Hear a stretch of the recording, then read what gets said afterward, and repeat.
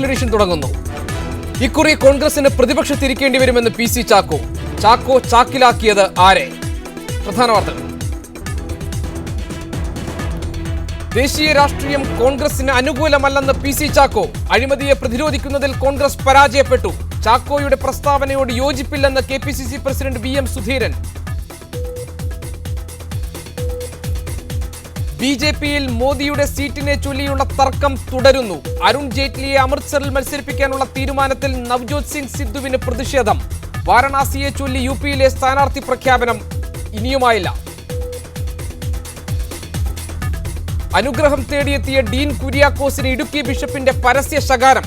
വാക്കുകൾ കൊണ്ട് കുഴി തോണ്ടിയ പി ടി തോമസിന്റെ ഗതി കണ്ടില്ലേ എന്ന bishop Anikuzhikattil. Idukki bishop നാക്കുകൊണ്ട് വെടിവെക്കുകയാണെന്ന് പി ടി തോമസ്. തോക്കുകൊണ്ട് കോൺഗ്രസിനെ വെടിവെക്കുന്നു. അഭിവന്യ ഇടുക്കി ബിഷപ്പ് നാക്കുകൊണ്ട് കോൺഗ്രസിനെ വെടിവെക്കുന്നു. രണ്ടുപേരുടെയും ഉദ്ദേശം നല്ല ഉദ്ദേശമാണെന്ന് എനിക്ക് തോന്നുന്നില്ല. കോട്ടയത്ത് മാത്യു ടി തോമസ് LDF സ്ഥാനാർത്ഥി. മലേഷ്യൻ എയർലൈൻസ് വിമാനം ദിശ മാറി പറത്തിയത് ബോധപൂർവമെന്ന് പ്രധാനമന്ത്രി നജീബ് റസാഖ്. വിമാനത്തിലെ വാർത്താവിനിമയ സംവിധാനം തകരാറിലാക്കി. റാഞ്ചിയതാണെന്ന് ഉറപ്പു പറയാനാകില്ലെന്നും പ്രധാനമന്ത്രിയുടെ വിശദീകരണം. വിസ തട്ടിപ്പ് കേസിൽ ഇന്ത്യൻ നയതന്ത്ര ഉദ്യോഗസ്ഥ ദേവയാനി കൊബ്രഗഡേക്ക് അമേരിക്കയിൽ അറസ്റ്റ് വാറണ്ട്. കൊബ്രഗഡെ കുറ്റക്കാരിയെന്ന US ഗ്രാൻഡ് ജൂറിയുടെ വിധിക്ക് പിന്നാലെയാണ് വാറണ്ട്. ദേവയാനിക്ക് മേൽ ചുമത്തിയത് 15 വർഷം വരെ ജയിൽ ശിക്ഷ ലഭിക്കാവുന്ന കുറ്റം.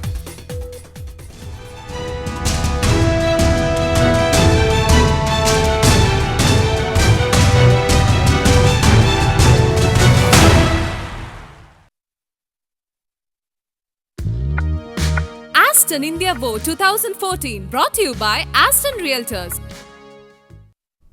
കോൺഗ്രസിനെ വെട്ടിലാക്കി AICC വക്താവും ചാലക്കുടിയിലെ UDF സ്ഥാനാർത്ഥിയുമായ പി സി ചാക്കോ രംഗത്ത്. രാജ്യത്ത് കോൺഗ്രസിന് അനുകൂലമായ സാഹചര്യമല്ല നിലവിലുള്ളതെന്ന് പി സി ചാക്കോ തുറന്നടിച്ചു.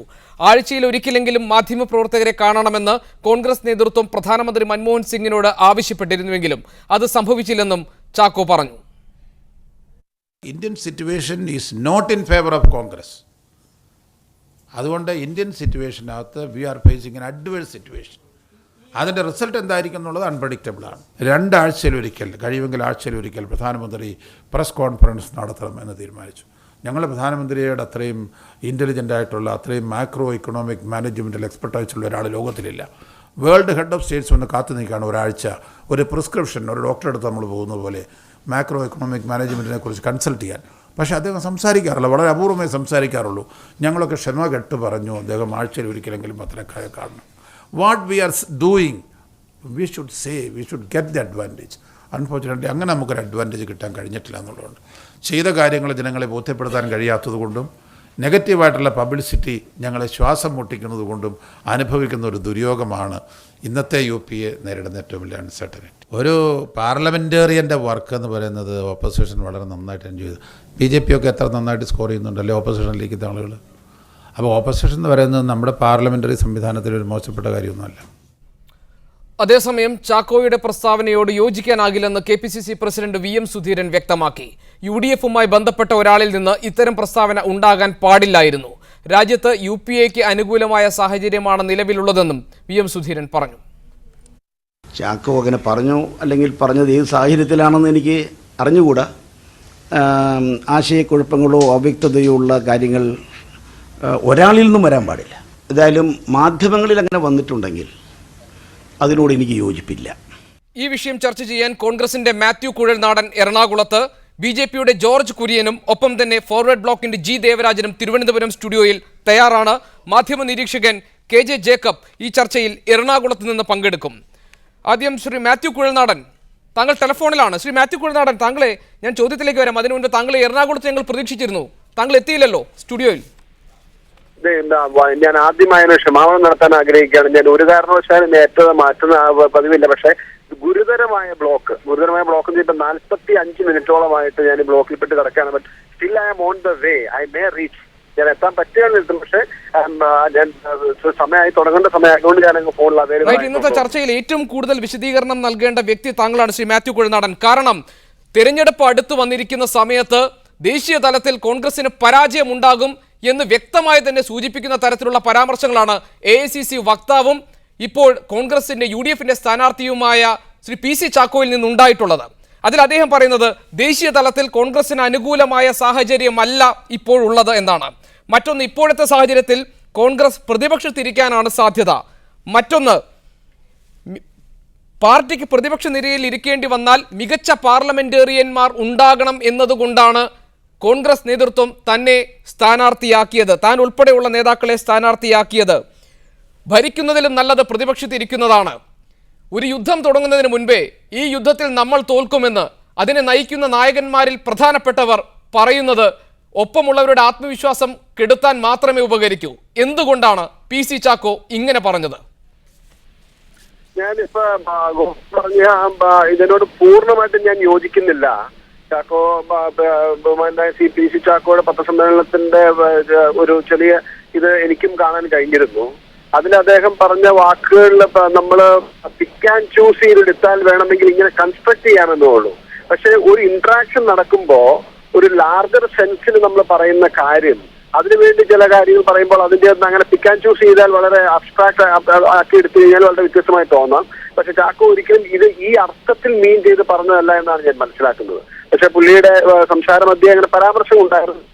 കാരണം എന്താ, സ്വാഭാവികമായും യോജിക്കാൻ കഴിയില്ല ശ്രീ മാത്യു കുഴൽനാടൻ. അങ്ങനെ ഒരു സ്ലിപ്പ് ഓഫ് ദ ടങ്, അല്ലെങ്കിൽ താങ്കൾ പറഞ്ഞതുപോലെ തന്നെ ഒരു വൈഡർ പെർസ്പെക്റ്റീവിൽ കാര്യങ്ങൾ പറഞ്ഞ് അതിൽ നിന്ന് അടർത്തിയെടുത്ത് അർത്ഥം മാറ്റി പൊലിപ്പിച്ചെടുത്തതല്ല ഈ വാർത്തയിൽ ഒരു വരി പോലും. കാരണം തുടക്കം മുതൽ അവസാനം വരെ ചാക്കോ മെയിൻറ്റെയിൻ ചെയ്ത സ്വരം ദേശീയ തലത്തിൽ കോൺഗ്രസിന് പരാജയം ഉണ്ടാകാൻ പോകുന്നു എന്ന മുന്നറിയിപ്പിൻ്റെതായിരുന്നു. 2G സ്പെക്ട്രം അഴിമതി കേസ് ഉൾപ്പെടെയുള്ള സർക്കാരിനെ ചോദ്യം ചെയ്യുന്ന നിർണായക ഘട്ടങ്ങളിലൊന്നും മാധ്യമങ്ങളോട് സംസാരിക്കാൻ പ്രധാനമന്ത്രി തയ്യാറായില്ല. രണ്ടാം UPA സർക്കാരിന്റെ നേട്ടങ്ങൾ ജനങ്ങളിൽ എത്തിക്കുന്നതിൽ വീഴ്ചകൾ സംഭവിച്ചിട്ടുണ്ട്. കോൺഗ്രസിന് ഒരു തലമുറ മാറ്റത്തിന്റെ സമയമായിരിക്കുന്നു എന്നെല്ലാം തെരഞ്ഞെടുപ്പ് അടുത്തു നിൽക്കെ ഒരു സ്ഥാനാർത്ഥി പറയുന്നത്, അതും PC ചാക്കോയെ പോലെ തലമുതിർന്ന ഒരു സ്ഥാനാർത്ഥി പറയുന്നത് താങ്കൾ ഈ ചർച്ചയിൽ ഉന്നയിക്കുന്നത് പോലെ അത്ര ലളിതമായി കാണാൻ കഴിയില്ല. ശ്രീ മാത്യു കുഴൽനാടൻ, നിർഭാഗ്യവശാൽ താങ്കൾ ടെലിഫോണിൽ കട്ടായിരിക്കുന്നു. ദയവായി താങ്കൾ വളരെ പെട്ടെന്ന് തിരിച്ച് ഈ ചർച്ചയിൽ ജോയിൻ ചെയ്യുമെന്ന് ഞാൻ പ്രതീക്ഷിക്കുന്നു. ശ്രീ ജോർജ് കുര്യൻ, എങ്ങനെ കാണുന്നു താങ്കൾ PC ചാക്കോയുടെ പരാമർശത്തെ? തീർച്ചയായിട്ടും യാഥാർത്ഥ്യബോധത്തോടു കൂടിയുള്ള വളരെ പക്വതയുള്ള ഒരു രാഷ്ട്രീയക്കാരൻ്റെ പ്രതികരണമായിട്ടാണ് എനിക്ക് തോന്നുന്നത്. മാത്രമല്ല, അവരുടെ പ്രവർത്തകരെ മാനസികമായിട്ട് തയ്യാറെടുപ്പിക്കുവാനുള്ള പാർട്ടിയുടെ തീരുമാനത്തിൻ്റെ ഭാഗമായിട്ടായിരിക്കാം ശ്രീ PC ചാക്കോ അത് പറഞ്ഞത്. ഈ പ്രധാനമന്ത്രിയെ പറ്റിയുള്ള, പ്രധാനമന്ത്രി ഇപ്പോൾ സ്ഥാനം ഒഴിയുകയാണ്, ഇനി അദ്ദേഹം പ്രധാനമന്ത്രിയായിട്ട് തുടരുന്നില്ല. കോൺഗ്രസിൻ്റെ ഒരു രീതി അനുസരിച്ച് നരസിംഹറാവുവിന് ശേഷം കോൺഗ്രസ്സുകാർ നരസിംഹറാവുവിനെ അനുകൂലിച്ച് അധികം സംസാരിച്ചിട്ടില്ല. പിന്നെ അതിനെപ്പറ്റി പരാതി വന്ന അവസരത്തിൽ അദ്ദേഹത്തെ അനുസ്മരിക്കുകയൊക്കെ ചെയ്തിട്ടുണ്ട്. തീർച്ചയായിട്ടും ശ്രീ PC ചാക്കോ പറഞ്ഞതുപോലെ കോൺഗ്രസ്സുകാരെ സംബന്ധിച്ചിടത്തോളം ഈ പ്രധാനമന്ത്രി ഒരു ഭാരമാണ്. കാരണം അനേകം അഴിമതികൾ നടന്ന അവസരത്തിൽ അദ്ദേഹം എന്താണ് ചെയ്തത്? രാജയെ അദ്ദേഹം ന്യായീകരിച്ചു. മാത്രമല്ല, ചിദംബരത്തിനെതിരെ 2G സ്പെക്ട്രത്തിൻ്റെ അഴിമതി ആരോപണം വന്നപ്പോൾ ചിദംബരത്തെ ആഭ്യന്തര വകുപ്പിൽ നിന്ന് ധനകാര്യ വകുപ്പിലേക്ക്, പ്രധാനപ്പെട്ട അദ്ദേഹത്തിന് ഇഷ്ടപ്പെട്ട ധനകാര്യ വകുപ്പിലേക്ക് മാറ്റി. സുശീൽ കുമാർ ഷിൻഡയ്ക്ക് എതിരെ ആദർശ് ഫ്ലാറ്റിൻ്റെ അഴിമതി ആരോപണം വന്നപ്പോഴാണ് അദ്ദേഹത്തെ ആഭ്യന്തര വകുപ്പിലേക്ക് മാറ്റിയത്.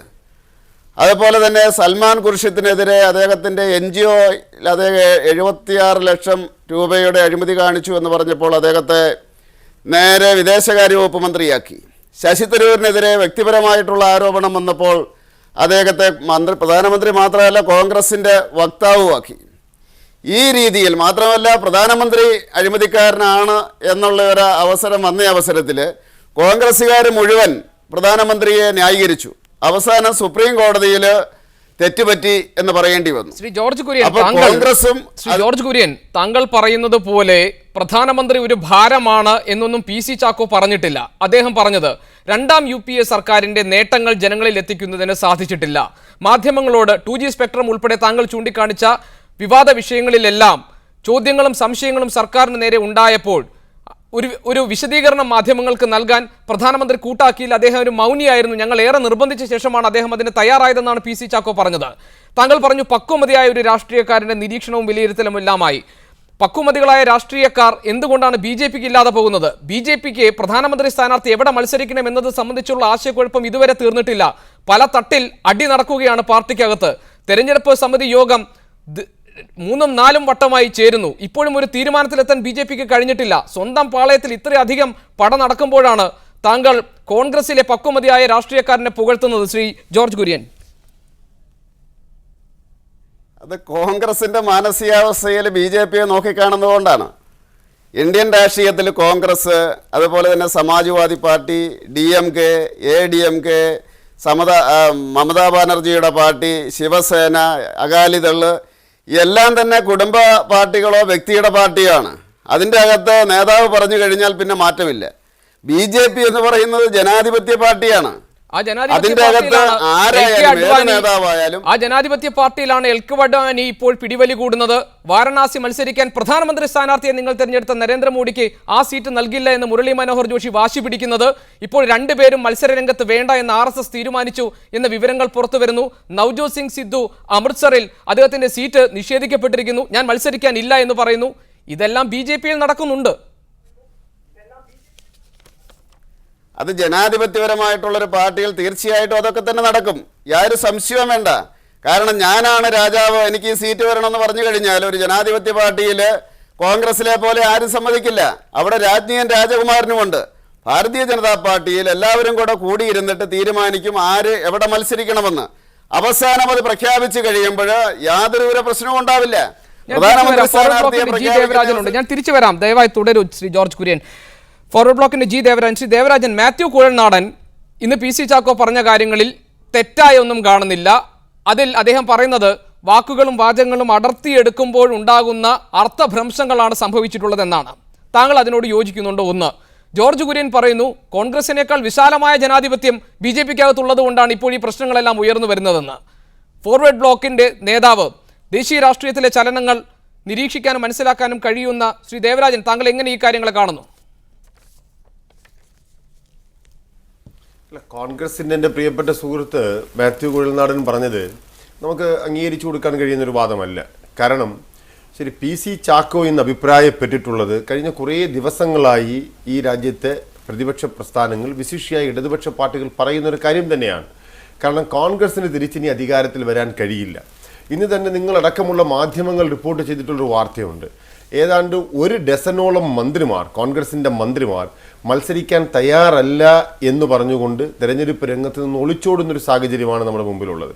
കാരണം തിരിച്ചു വരാൻ കഴിയാത്ത വിധത്തിൽ ജനങ്ങളിൽ നിന്ന് കോൺഗ്രസ് നേതൃത്വം അകന്നിരിക്കുന്നു. ജനങ്ങൾ ഈ ഗവൺമെൻറ്റിനെ വെറുത്ത് കഴിഞ്ഞിരിക്കുന്നു എന്നുള്ളതാണ് യാഥാർത്ഥ്യം. നിരവധി കാരണങ്ങൾ നമുക്ക് ചൂണ്ടിക്കാണിക്കാൻ കഴിയും. ഇതൊക്കെ തന്നെ പല ചർച്ചകളിൽ നമ്മൾ ഉയർത്തിയിട്ടുള്ളതാണ്. അത് അഴിമതിയാണ്, വിലക്കയറ്റമാണ്, സാമ്രാജ്യത്വ ശക്തികളുടെ മുമ്പിൽ നമ്മുടെ രാജ്യത്തിൻ്റെ പരമാധികാരവും നമ്മുടെ അഭിമാനവും ഒക്കെ അടിയറ വെച്ചിട്ടുള്ളതാണ്. നിരവധി വിഷയങ്ങളുണ്ട്. അത്തരം വിഷയങ്ങളിലൊക്കെ തന്നെ UPA ഗവൺമെൻറ്റും അതിന് നേതൃത്വം നൽകുന്ന കോൺഗ്രസിൻ്റെ നേതൃത്വവും അതിലെ തന്നെ പ്രധാനമന്ത്രിയുടെയും ഒക്കെ പങ്കും അവരുടെയൊക്കെ പ്രകടനങ്ങളും ഒക്കെ തന്നെ നമ്മൾ കണ്ടിട്ടുള്ളതാണ്. അതുകൊണ്ട് തന്നെ തിരിച്ചുവരവിനുള്ള ഒരു സാധ്യതയും കോൺഗ്രസ് കാണുന്നില്ല. ആ ഒരു യാഥാർത്ഥ്യം ശ്രീ PC ചാക്കോയുടെ വാക്കുകളിൽ നമുക്ക് കാണാൻ കഴിയും. നിരീക്ഷകൻ KJ ജേക്കബ് നമ്മോടൊപ്പം എറണാകുളത്ത് നിന്നും ഈ ചർച്ചയിൽ പങ്കെടുക്കുന്നുണ്ട്. ശ്രീ KJ ജേക്കബ്, PC ചാക്കോയെ താങ്കൾക്ക് നന്നായി അറിയാമല്ലോ. കോൺഗ്രസ് എസിൽ നിന്ന് 86-ൽ കോൺഗ്രസിലേക്ക് മടങ്ങി വന്ന ശേഷം അടിയുറച്ച് കോൺഗ്രസിൽ നിൽക്കുന്ന സജീവ പ്രവർത്തകൻ, ഹൈക്കമാൻഡിൽ ഉൾപ്പെടെ വൻ സ്വാധീന ശക്തിയുള്ള നേതാവ്. ഇത്തവണ ഇപ്പോൾ തൃശൂർ വേണ്ട, എനിക്ക് ചാലക്കുടി മതി എന്ന് പറഞ്ഞപ്പോൾ സീറ്റ് പെട്ടെന്ന് ആലോചിക്കാതെ തന്നെ അദ്ദേഹത്തിന് നൽകുകയുണ്ട്. ഇങ്ങനെയെല്ലാം സ്വാധീനമുള്ള സോണിയാഗാന്ധിക്കും രാഹുൽ ഗാന്ധിയുമായും വളരെ അടുപ്പം പുലർത്തുന്ന ദേശീയ തലത്തിൽ അംഗീകരിക്കപ്പെട്ട AICC വക്താവായ PC ചാക്കോ സ്വന്തം പാർട്ടിയും മുന്നണിയും ഈ തെരഞ്ഞെടുപ്പിൽ പരാജയം നേരിട്ടേക്കാം എന്ന് തുറന്നു പറയുന്നതിന് പിന്നിലെ രാഷ്ട്രീയം എന്താണ്?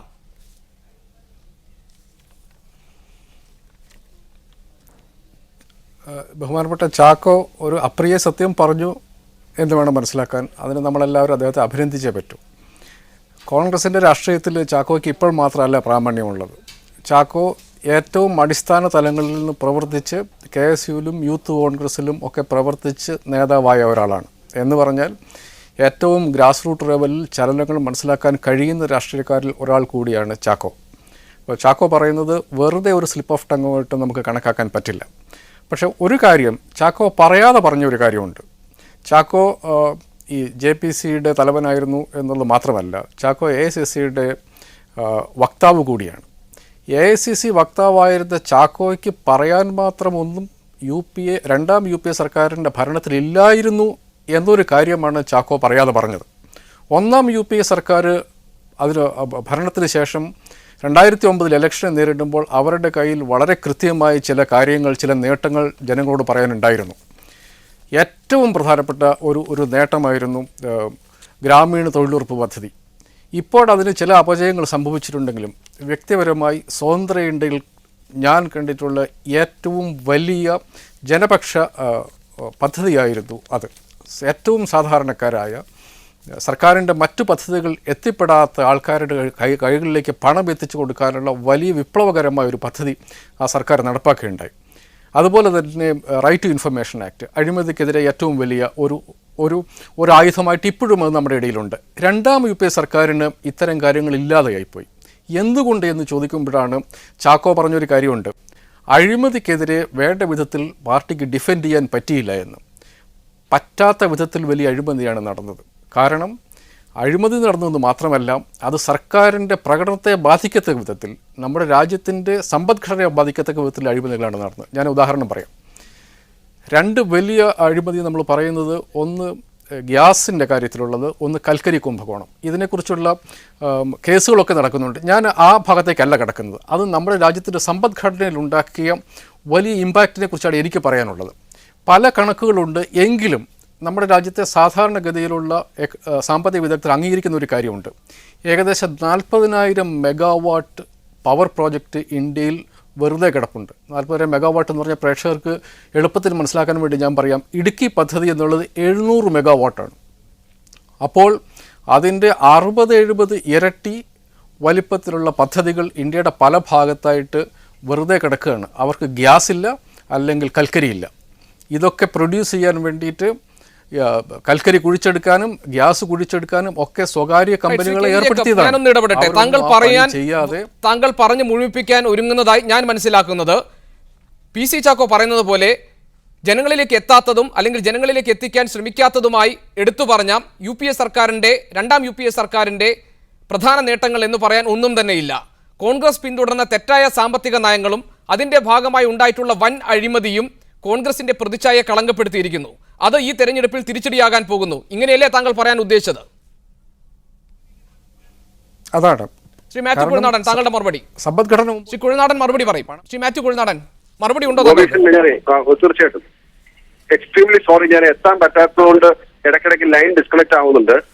ഇവിടെ ഞാൻ വളരെ സ്ട്രോങ് ആയി പറയാൻ ആഗ്രഹിക്കുന്ന ഒരു കാര്യം, കോൺഗ്രസിന്റെ സാമ്പത്തിക നയങ്ങൾ പാർട്ടിക്ക് തിരിച്ചടിയായി എന്ന് വിലയിരുത്തൽ പാർട്ടിയിലില്ല.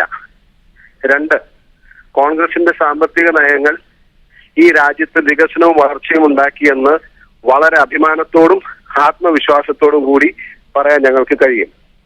2, പിന്നെ ഇതിന്റെ അകത്ത് പറഞ്ഞതിലുള്ള ഒരു കാര്യം, പ്രധാനമന്ത്രി മോഡിയെ കമ്പയർ ചെയ്യുമ്പോൾ അതുപോലെ ഒരു പൊളിറ്റീഷ്യൻ അല്ല. അദ്ദേഹം അല്ല ഈ രാഷ്ട്രീയത്തിന്റെ കുതന്ത്രങ്ങൾ ഉപയോഗിച്ച് തന്റെ ഇമേജ് ബിൽഡ് ചെയ്യാനോ ഇമേജ് വർദ്ധിപ്പിക്കാനോ ആ ഒരു കാര്യത്തിൽ മൻമോഹൻ സിംഗ് പരാജയപ്പെട്ടു എന്ന് പറഞ്ഞാൽ ഒരുപക്ഷെ നമ്മൾ സമ്മതിക്കേണ്ടി വരും. അദ്ദേഹം ചെയ്ത കാര്യങ്ങളോ ഉണ്ടാക്കിയ നേട്ടങ്ങളോ ഒരു കാരണവശാലും ചെറുതല്ല. മാത്യു കുഴൽനാടൻ, കോൺഗ്രസിന്റെ സാമ്പത്തിക നയങ്ങൾ തെറ്റാണെന്ന് നേതൃത്വം വിലയിരുത്തുന്നില്ല. കോൺഗ്രസ് രണ്ടാം UPA സർക്കാർ നേട്ടങ്ങൾ ഉണ്ടാക്കി. താങ്കൾ നേരത്തെ VM സുധീരൻ പറഞ്ഞതുപോലെ അവ്യക്തത ഉണ്ടാക്കുന്ന പരാമർശങ്ങൾ, അങ്ങനെ പോലും താങ്കൾ PC ചാക്കോയുടെ പരാമർശങ്ങളെ കാണുന്നില്ല. എന്നിട്ട് എന്തുകൊണ്ടാണ് പൊതുവിൽ ഒരു വളരെ വലിയ ടൈറ്റ് ഫൈറ്റ് നടക്കുമ്പോൾ പ്രധാനപ്പെട്ട വ്യക്തിത്വങ്ങളെ, ജനസ്വീകാര്യതയുള്ള നേതാക്കളെ തെരഞ്ഞെടുപ്പ് രംഗത്ത് ഇറങ്ങിക്കൊണ്ടാണ് ആ പോരാട്ടം നടത്തേണ്ടത്? കോൺഗ്രസിന്റെ കാര്യത്തിൽ ടിക്കറ്റ് കൊടുക്കാൻ തയ്യാറായിട്ട് പോലും P ചിദംബരം, മന്ത്രി മനീഷ് തിവാരി, GK വാസൻ, ചന്ദേഷ് കുമാർ കട്ടോക്, AK ആന്റണി, വയലാർ രവി തുടങ്ങിയവരെല്ലാം ദയവ് ചെയ്ത് ഞങ്ങളെ പരിഗണിക്കരുത് എന്ന് പറഞ്ഞ് മാറി നിൽക്കുകയായിരുന്നു. ഇതും PC ചാക്കോ പറഞ്ഞതുമായി ചേർത്ത് വെച്ച് നോക്കുമ്പോൾ ഒരു പരാജയം കോൺഗ്രസ് മണക്കുന്നില്ലേ? അതിന്റെ ഭാഗമല്ലേ മുതിർന്ന ജനപ്രിയരായുള്ള നേതാക്കൾ തെരഞ്ഞെടുപ്പ് രംഗം വിട്ട് ഓടിപ്പോയത്? ഈ മുതിർന്ന നേതാക്കൾ തെരഞ്ഞെടുപ്പ് രംഗം വിട്ട് ഓടിപ്പോയി എന്ന് നമ്മൾ വിലയിരുത്തുന്ന ഏത് സാഹചര്യത്തിലാണ്? ഇവിടെ ഞാൻ ചോദിക്കട്ടെ, P ചിദംബരത്തിന്റെ കാര്യമാണ് പറഞ്ഞ ഒരു കാര്യം. അദ്ദേഹം ഞാൻ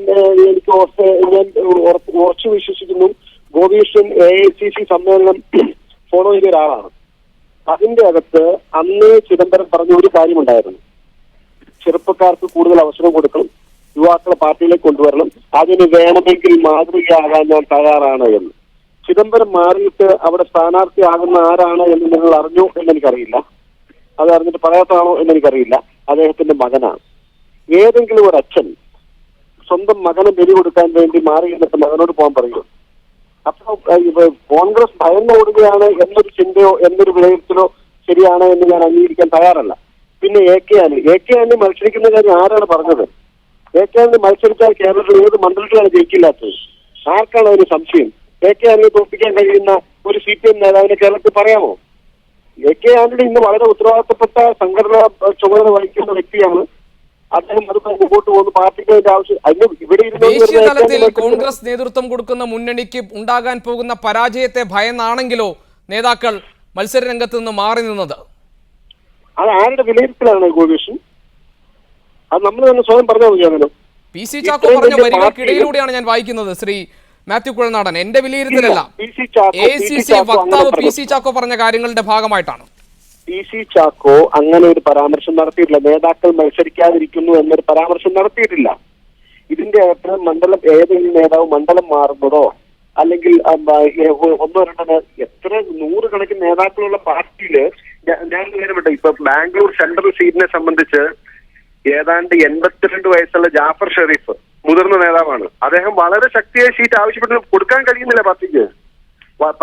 മുതിർന്ന പല നേതാക്കന്മാരോട് മാറി നിൽക്കാൻ പാർട്ടി തന്നെ ആവശ്യപ്പെട്ടിട്ടുണ്ട്. പാർട്ടി പ്രൈമറീസ് നടത്തുന്നുണ്ട്. ശ്രീ ജോർജ് കുര്യൻ, കോൺഗ്രസിനകത്ത് അഴിമതി നിറഞ്ഞ ഒരു ഭരണമായിരുന്നു, അതുകൊണ്ട് അതൊന്നും പറഞ്ഞു നിൽക്കാൻ പ്രധാനമന്ത്രിക്ക് കഴിഞ്ഞില്ല. ഇതാണ് താങ്കൾ ആദ്യ റൗണ്ടിൽ ചർച്ചയിൽ താങ്കൾ ഉന്നയിച്ച കാര്യങ്ങൾ. BJPക്ക് മറുപടി പറയേണ്ടി വരും ഈ അഴിമതിയുടെ കാര്യങ്ങളിലെല്ലാം. കെജ്രിവാൾ ഡൽഹിയിൽ BJPയും കോൺഗ്രസിനെയും ഒരുപോലെ പരാജയപ്പെടുത്തിയ കെജ്രിവാൾ പറയുന്നത് അംബാനിയുടെ പോക്കറ്റിൽ കിടക്കുന്ന ആളാണ് നരേന്ദ്രമോദി എന്നാണ്. ഇതുവരെ BJP നടത്തിയിട്ടുള്ള എല്ലാ തെരഞ്ഞെടുപ്പ് പ്രചാരണവും അതോടൊപ്പം തന്നെ മറ്റു കാര്യങ്ങളിലുമെല്ലാം അംബാനിയുടെ പണം വാങ്ങിയാണ്, മാധ്യമങ്ങളെ വിലക്കെടുക്കുന്നു തുടങ്ങിയുള്ള പല ആക്ഷേപങ്ങളും BJP തെരഞ്ഞെടുപ്പിന് മുൻപ് തന്നെ നേരിടുന്നുണ്ട്. അതിന് പുറമെയാണ് പാർട്ടിക്കുള്ളിലെ ഇൻഫൈറ്റ്.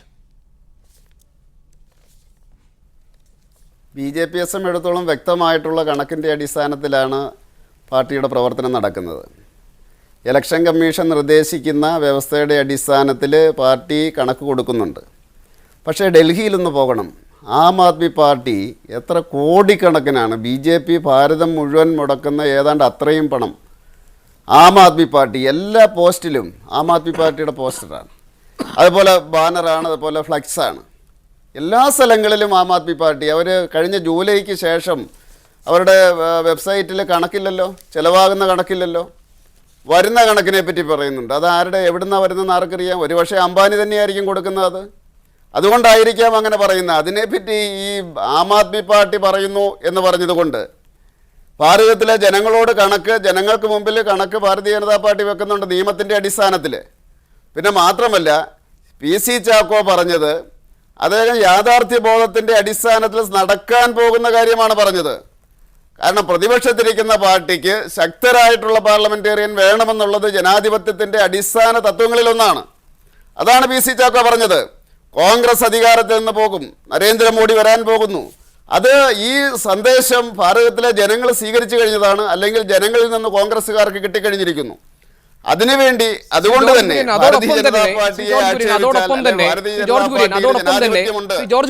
അതോടൊപ്പം തന്നെ തെരഞ്ഞെടുപ്പിന് ശേഷം സഖ്യമുണ്ടാക്കുന്ന കാര്യത്തിൽ BJPയേക്കാൾ കൂടുതൽ അവസരങ്ങളും സാധ്യതകളും ഉള്ളത് കോൺഗ്രസിന് മുന്നിലാണെന്നും PC ചാക്കോ പറഞ്ഞു.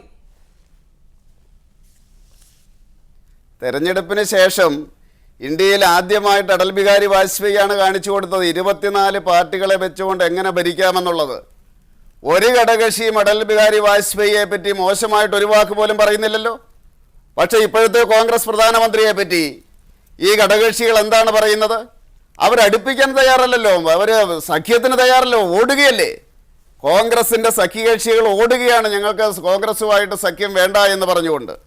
അതുകൊണ്ട് തന്നെ ഭാരതത്തിലെ ജനങ്ങൾ കോൺഗ്രസിനെ തിരിച്ചറിഞ്ഞിരിക്കുന്നു. അത് കോൺഗ്രസ്സുകാർ മനസ്സിലാക്കിയിരിക്കുന്നു. അതിൻ്റെ അടിസ്ഥാനത്തിൽ അവർ പ്രതികരിക്കുന്നു.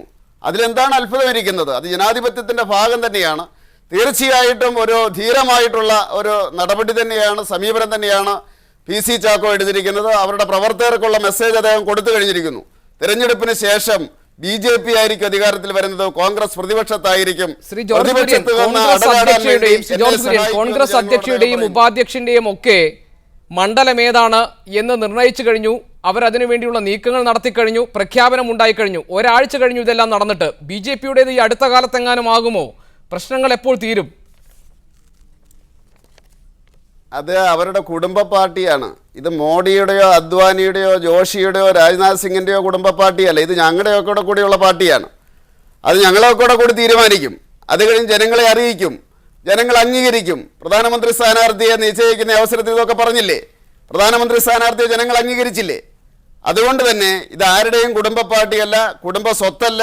ഇത് ഭാരതീയ ജനതാ പാർട്ടിയുടെ പ്രവർത്തകരും നേതാക്കളും കൂടി തീരുമാനിക്കും. നോമിനേഷൻ കൊടുക്കുന്നതിന് മുമ്പ് നേതാക്കന്മാർ നിശ്ചയിച്ച മണ്ഡലത്തിൽ നോമിനേഷൻ കൊടുക്കും. അവർ വിജയിക്കും, ജനങ്ങൾ വോട്ട് ചെയ്യും, ഭാരതീയ ജനതാ പാർട്ടി അധികാരത്തിൽ വരും. ആ കാര്യത്തിൽ ആരും സംശയം വേണ്ട.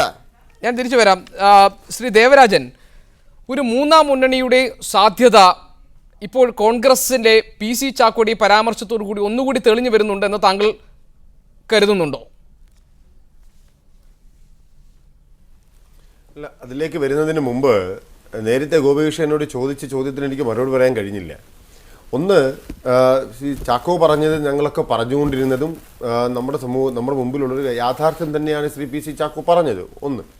രണ്ട്, BJP-യുടെ ജനാധിപത്യത്തെ സംബന്ധിച്ചാണ് രണ്ടാമത് എന്നോട് ചോദിച്ചത്. നമുക്കറിയാം BJP-യുടെ ജനാധിപത്യം എന്താണെന്നും. ഇപ്പോൾ പുറത്തു വന്നുകൊണ്ടിരിക്കുന്ന വാർത്തകൾ 160 ക്ലബ് എന്ന് പറഞ്ഞിട്ട് തന്നെ BJP-ക്കകത്ത് ഒരു വിഭാഗം നേതാക്കന്മാർ എങ്ങനെയാണ് BJP-യുടെ സാധ്യതകളെ ഇല്ലാതാക്കാൻ ശ്രമിക്കുന്നത് എന്ന് BJP തന്നെ പരാതിപ്പെടുന്ന സാഹചര്യത്തിലേക്ക് കാര്യങ്ങൾ മാറിക്കൊണ്ടിരിക്കുന്നു. അതാണ് ആ ജനാധിപത്യത്തിനൊരു പാരമ്പര്യമായി കാണാനുള്ളത്.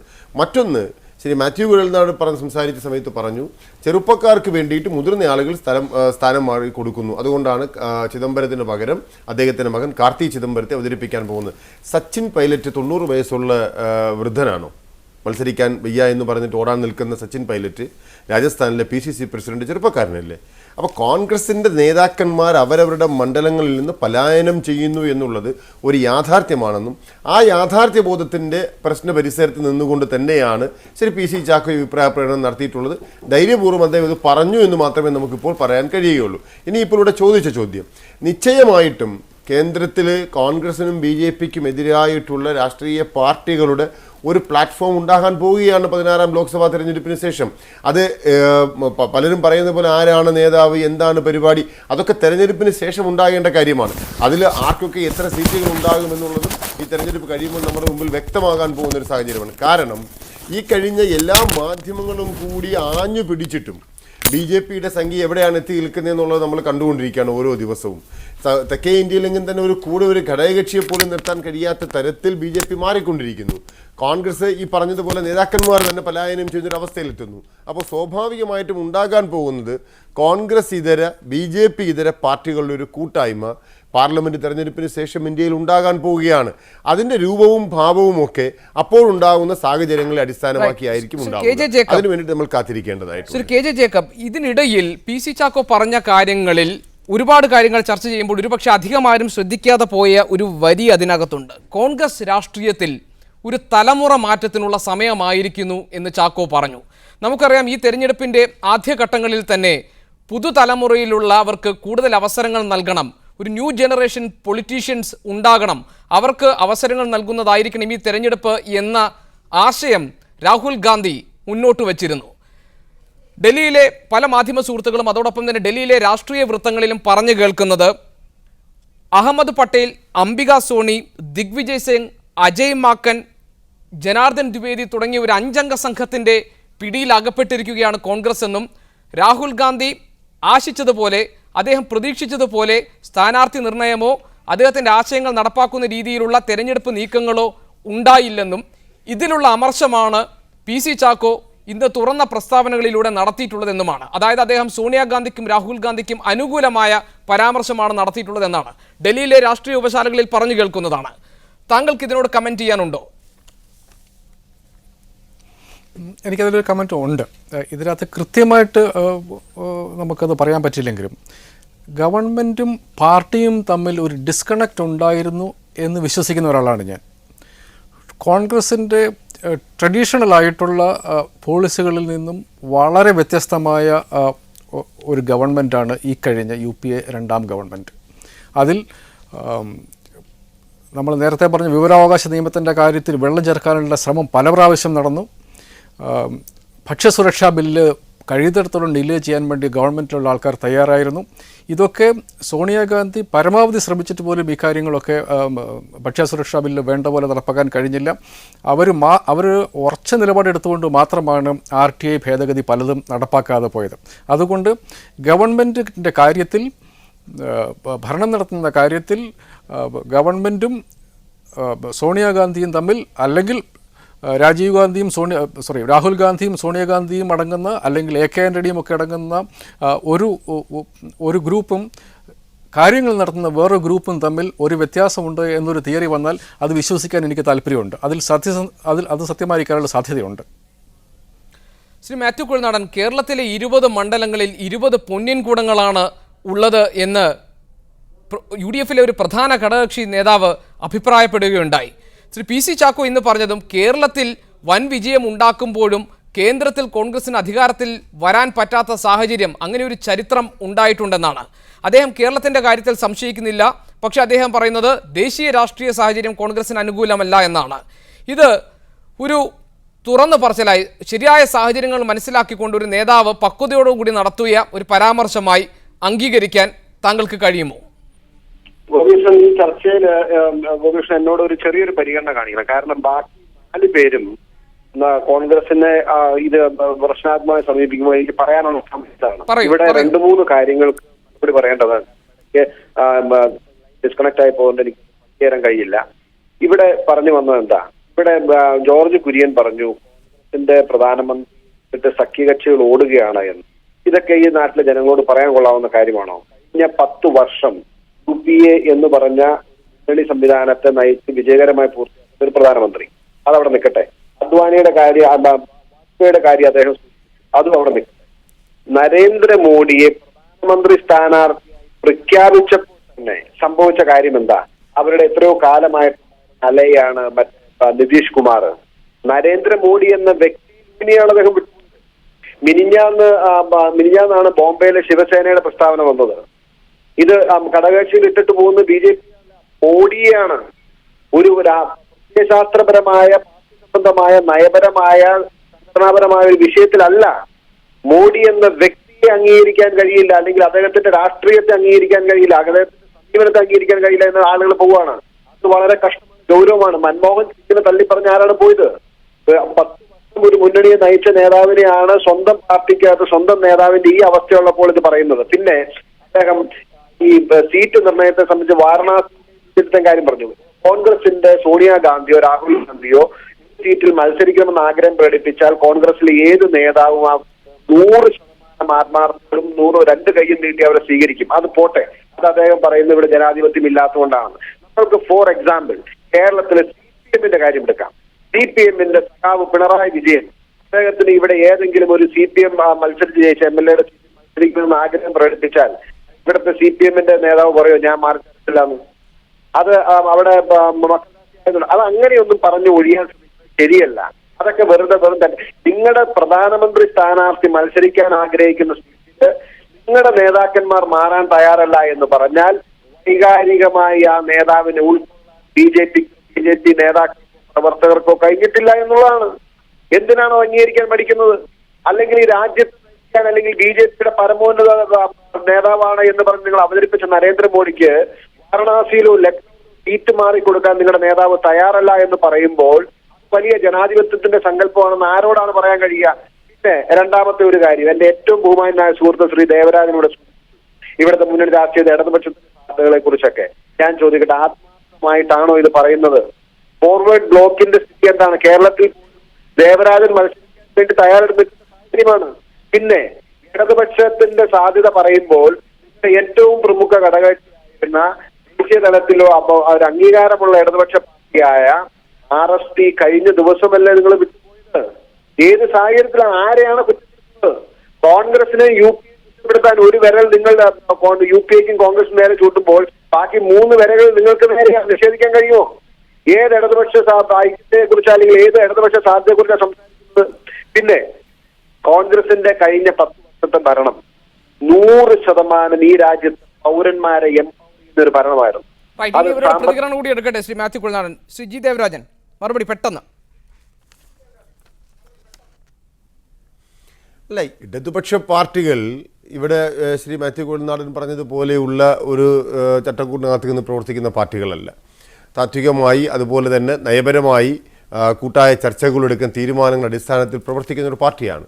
നിശ്ചയമായിട്ടും ഇടതുപക്ഷ ജനാധിപത്യ മുന്നണിയിൽ നിന്ന് RSP വിട്ടുപോയത് ഇടതുപക്ഷ പ്രസ്ഥാനങ്ങളെ സംബന്ധിച്ചിടത്തോളം ഇടതുപക്ഷ ഐക്യം, ഞാൻ ഉദ്ദേശിക്കുന്ന ദേശീയ തലത്തിൽ തന്നെയുള്ള ഇടതുപക്ഷ ഐക്യം, ആ ഐക്യത്തിനകത്ത് നിൽക്കുന്ന ഒരു പാർട്ടി കേവലം ഒരു സീറ്റിനു വേണ്ടിയിട്ട് ഇന്നലെ വരെ പറഞ്ഞിരുന്ന മുഴുവൻ പ്രത്യയശാസ്ത്രങ്ങളെയും കാറ്റിൽ പറത്തിക്കൊണ്ട് ഇന്നലെ വരെ വിമർശിച്ചിരുന്ന മുഴുവൻ നയങ്ങളെയും സംശീകരിക്കുന്ന തരത്തിലേക്ക് അടിയറവ് വയ്ക്കുന്നത് ഈ സംസ്ഥാനത്തെ തൊഴിലാളി വർഗം നോക്കിക്കൊണ്ടിരിക്കുകയാണ്.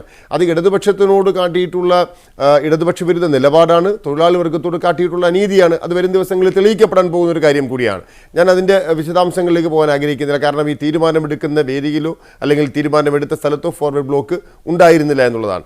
മറിച്ച് അദ്ദേഹം പറഞ്ഞത് ഫോർവേഡ് ബ്ലോക്ക് മത്സരിക്കാൻ നിശ്ചയമായിട്ടും ഒരു രാഷ്ട്രീയ കാരണം കൊണ്ട് തന്നെയാണ് മത്സരിക്കാൻ ഞങ്ങൾ തീരുമാനിച്ചിരുന്നതും. ആ തീരുമാനം അതിൻ്റെ വാസ്തവം മനസ്സിലാക്കി, അതിൻ്റെ ഉള്ളടക്കം മനസ്സിലാക്കി ഇടതുപക്ഷ ജനാധിപത്യ മുന്നണി ക്രിയാത്മകമായ ഒരു സമീപനം സ്വീകരിച്ചിരിക്കുന്നു. ആ ഒരു സമീപനത്തിൻ്റെ അടിസ്ഥാനത്തിൽ ഫോർവേഡ് ബ്ലോക്ക് മത്സരിക്കേണ്ട എന്ന് സംസ്ഥാനത്ത് തീരുമാനിച്ചിരിക്കുന്നു.